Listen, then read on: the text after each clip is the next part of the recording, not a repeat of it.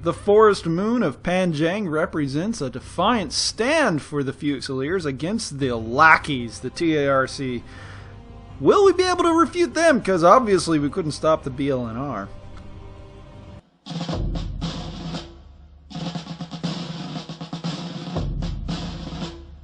We are not fielding another tripod this time. We have seen the failure and the problems with it, chiefly its mobility, and it was left on the capital world. On the world of Panjang, we are using a more typical list, typical of what I use, including that Kefka-inspired Archangel in the back, and we've got a typical list from the TRC as well. Defler is again fielding the usual that you see from him, some heavy hitters, a couple stands of infantry, and a fantastic flanking force. We're going to try to evade a direct confrontation with the TRC. He has trouble standing his ground, so we're going to try to use a flanking action to try to distribute his forces and then single them out and put overwhelming firepower on the individual units. And as so, we are going to put a couple of fast movers generally kind of in the center-ish direction. We move the crab up the center in a way to kind of bait him into presenting a couple things there as well. On the northern end, we are going to eventually deploy the Preda, the correct Preda this time, and the Raijin on the southern end. With his jump jets, it should be able to clear that river in a ruse to get some of his stuff to come on the other side, because a lot of his units lack jump jets. We got the Archangel that is going to play a sniping game at range along the center as much as we can. It's an okay mech for the role. It's got an elite pilot and a decent weapons package, but when I say it's okay, generally I think of other units that are just so much better at it. The gold standard, I would think, would be the Warhawk C. But I'll take what I can get. He, in return, gets somewhat played by the deployment. He plays himself rather wide with the Warhammer taking the center and the Devastator not really committing to one side or the other, while a bunch of his lighter assets, Toro and a bunch of the Locusts, end up on the slightly southern end, trying to cross the river and engage the Raijin. His choice of Locust is actually really nice. It's got a lot of punch in it for the size of the mech. Memphis Mark, another regular, would actually use a different version of the Locust a little bit more often. He'd use the one with the large laser. It's okay.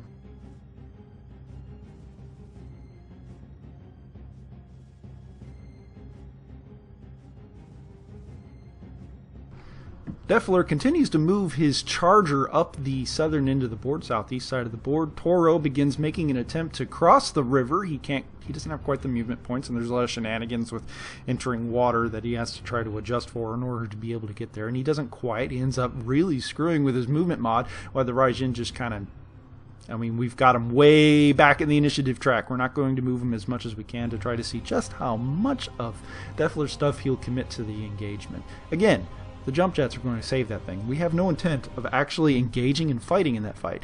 We're going to deploy, move a lot of stuff over there, and immediately jump away. He then proceeds to double move the Toro. This is actually something we pick up on later on when we realize that he's out in the ocean or river. He shouldn't have been there. These kind of mistakes happen. Locust moves around, starts getting on the other side. We correct our mistake. The other Locusts will eventually turn around and run over there. Charger begins moving into the woods, trying to get close to the assault mill elements that are holding the center for the Fusiliers. The Crab actually ends up being a valuable asset for the Fusiliers in this area. In the center of the board, they manage to play as an escort, clearing the assault mechs of any kind of shenanigans that would otherwise have the light mechs surrounding them, and in some ways encourages Defler to move him after against an equal foe, like that Raijin. But, as we mentioned before, this is a ruse. The Preda begins moving onto the northern end of this board. It's going to engage what is the Hatchet Man and a Karnov out there that is deploying a bunch of equipment. I actually have an objective out there. I have to take that hill. I don't really think I'm going to take the hill that the Karnov has landed on up there, but I've got to make some sort of press against it. So long as I keep a really fast-moving unit out there, I can at least commit the unit out there and force Defler to put something out there in response. Otherwise, I just get free victory points. But like I said, I have no intent of actually engaging it. Shots begin trading between the Titan and the Charger. The Charger takes it on the chin, getting completely emaciated. Its armor has been stripped off with a fusillade of SRMs and other assorted high-voltage weaponry at long range. It was something that I didn't really think that was actually going to connect, but it manages to cause a PSR, and the guy fails it. In weapons fire, the Warhammer actually takes it on the chin, getting a through-armor crit that tags the gyro and the engine from the crab. My luck turns around as roughly turn 2, he's got problems as the thing falls down and it is in forced withdrawal from the beginning of the game. The Charger has also gone down, and a lot of his units are now out of position to be able to do anything to support them. How about that? This wheeled tank has been built explicitly to put down revolts. Can you name what it is? That's right, it's the Chitzelputzelsel. Leave it to Clan Jade Falcon to make something that you can't pronounce. So now blood is in the water, and we have got to execute on this just as much as we can. His forces have been deployed in such a way that all the flanking elements are trying to engage the Raijin or trying to cross the river, which has really tied up a lot of his stuff. The Warhammer has failed multiple times trying to get up under the gyro damage, is under forced withdrawal, and is going to have to get off the board. That's a significant amount of their assets. And coupled in there is the Charger, which has also seen quite a bit of damage from the Titan II. So at this point, it is looking really good for the Word of Blake. Or at least, the Fusiliers. Don't tell anyone. The Northern Hill continues to be overrun by the TRC. Again, this is a victory point objective that we're supposed to achieve. Or at least for my forces, I'm supposed to get it. And I'm just not going to indulge that at all. We've got the Preda up there that's going to be able to take on some of it, but he's got the infantry on it, and it's just going to act as a living flak jacket. We're going to pull them off just as soon as we can, because again, we're going to use our vastly faster maneuvering capabilities up there. The hatchetmen just really cannot keep up with them. Though they do have a Karnov, and that most definitely can. The TRC continues to invest everything they can against killing the Raijin. They think that they're going to be able to overcome it with an immense amount of firepower, but I have been very careful to at least time it. Timing is really important, so that the Raijin, as it's being pushed further and further down the initiative track, can just jump away. And we'll see that in a minute. The TRC Charger eventually does get up, but now it is facing down an elite Archangel and a Titan II with hot dice, and it doesn't look like it's going to be able to save that engagement. And inside the heavy woods, right next to him, is a whole gaggle of Fusilier infantry just ready to come in and support the heavy assault mix. I found that infantry like it is actually really good at supporting slow movers like that, and there we go. The Raijin jumps away, leaving all of the TRC assets completely out of position. But the TRC isn't going to let that slighted insult go without any kind of response, as they open up everything that they can over it, cause a PSR, and causes the poor Raijin to go face planting into the ground right on the other side of the riverbank. The Archangel and the Titan II continue to rip open the Charger in front of them, and does so much damage that almost every armor box is filled in. He's lost a leg, he's fell down, there's infantry right nearby. It is going to turn into a heinous bloodbath in just a minute, as even the Crab is getting in on the action, diverting his attention from the downed Warhammer to go take care of the Toro and support the assault mechs.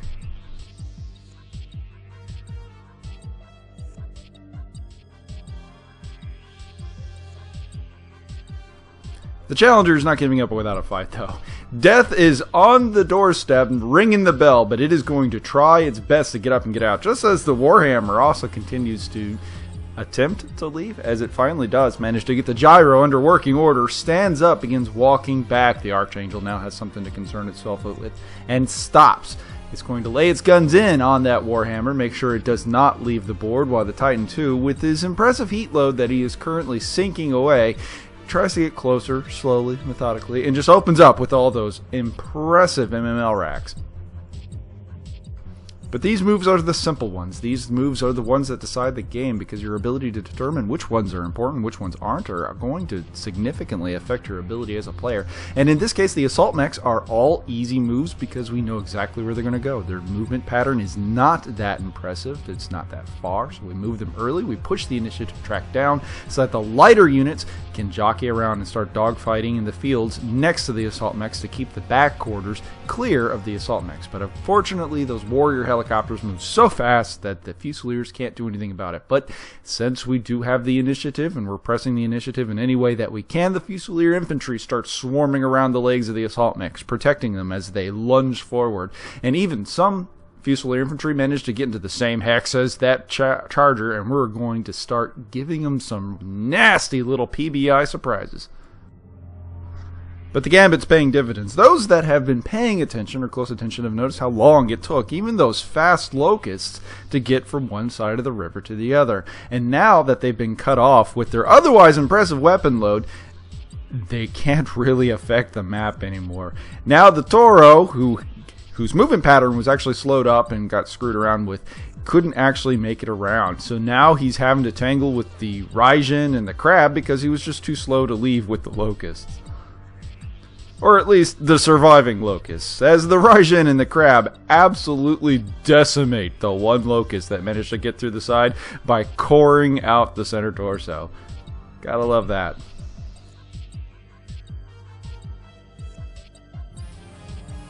On the northern end of the board, the TRC Hatchemin has successfully scared off the Preda.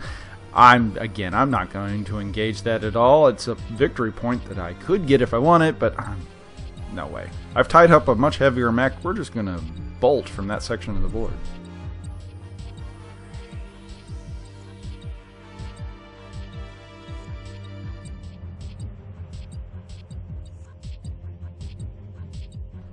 Archangel continues making his presence imminently felt on the Warhammer as he got up, and then he was shot repeatedly, and then he fell over again. And he gets up, and the Archangel's going to shoot him again to put him back down. That gyro damage is immense, and it's going to be quite a bit of a problem for that Warhammer as it tries to withdraw from the field. The Archangel itself is not without its problems. It has received quite a bit of damage, actually. It has been receiving it from odd sources, just being peppered. The TRC has been focusing as much fire as they can on the Archangel, trying to put it down. As well they should. That 3-4 pilot really inflates the BV value of that thing. But the Titan II is going to stand up and take care of that freaking Charger that is just refusing to die. I mean, the thing... it has no resale value. But I digress. The amount of damage is irrelevant. He begins moving his flankers around. Infantry are crawling all over the Charger, as there's also infantry in the same hex as the Archangel, as infantry are fighting a hand-to-hand engagement in there, trying to keep the Archangel in a position so that it can keep weighing fire down at distance. But as the Fusilier infantry fight for the Archangel's life at the foot of the mech, the TRC Asturian infantry managed to plant a charge, cause 2 crits, causing the mech to fall over into the ground right on top of the infantry as the infantry are fighting it out hand to hand. TRC lighter elements continue to mop up the locusts that are exiting the river, pushing them over and generally giving more than their fair share of damage.